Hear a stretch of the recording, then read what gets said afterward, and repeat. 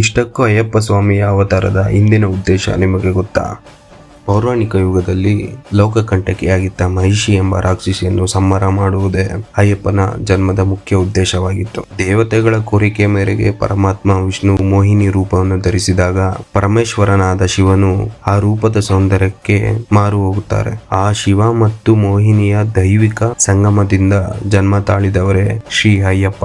ಆದ್ದರಿಂದ ಇವರನ್ನು ಹರಿಹರ ಸುತ ಎಂದು ಕರೆಯಲಾಗುತ್ತದೆ. ಅಯ್ಯಪ್ಪ ಮನುಷ್ಯ ರೂಪದಲ್ಲಿ ಬಂದು ಕೇರಳದ ಪಂಪಾ ನದಿಯ ತೀರದಲ್ಲಿ ಮಗುವಾಗಿ ದೊರಕಿದರು. ಅರಸ ರಾಜಶೇಖರನು ಈ ಮಗುವನ್ನು ಕಂಡಾಗ ಅದರ ಕಂಠದ ಮೇಲೆ ಆಭರಣ ರೀತಿಯ ಒಂದು ಮಣಿಯೊಂದನ್ನು ನೋಡಿದರು. ಆ ದಿನದಿಂದ ಈ ಮಗು ಮಣಿಕಂಠನೆಂಬ ಹೆಸರಿನಿಂದ ಪ್ರಸಿದ್ಧರಾದರು. ತನ್ನ ಅವತಾರದ ಉದ್ದೇಶ ನೆರವೇರಿಸಲು ಮಣಿಕಂಠರು ಒಂದು ಪವಾಡದ ಮೂಲಕ ಅರಣ್ಯಕ್ಕೆ ತೆರಳಿ ಅಲ್ಲಿ ದೈತ್ಯ ಮಹಿಷಿಯನ್ನು ಸಂಹಾರ ಮಾಡಿದರು. ತಮ್ಮ ಕಾರ್ಯ ಮುಗಿದ ನಂತರ ಮಣಿಕಂಠರು ಮಾನವ ರೂಪವನ್ನು ತ್ಯಜಿಸಿ ಪಂದಾಳ ರಾಜನಿಗೆ ತಾನು ನೆಲೆಸುವ ಸ್ಥಳದ ಬಗ್ಗೆ ದಿವ್ಯ ಸಂದೇಶವನ್ನು ನೀಡಿದರು. ಹಾಗೂ ರಾಜನಿಗೆ ಶಬರಿಮಲೆಯಲ್ಲಿ ದೇವಾಲಯವನ್ನು ನಿರ್ಮಿಸಿ ಅದರ ಮುಂದೆ 18 ಸಿದ್ಧಿಗಳ ಸಂಕೇತವಾಗಿ 18 ಮೆಟ್ಟಿಲನ್ನು ಕಟ್ಟಿಸಿ ಪ್ರತಿ ವರ್ಷ ಇರುಮುಡಿ ಹೊತ್ತು ತರುವ ಭಕ್ತರು ಅದನ್ನು ಹೇರಿ ಸಕಲ ಸಿದ್ಧಿಗಳನ್ನು ಪಡೆಯಲಿ ಎಂದು ಆಜ್ಞಾಪಿಸುತ್ತಾರೆ.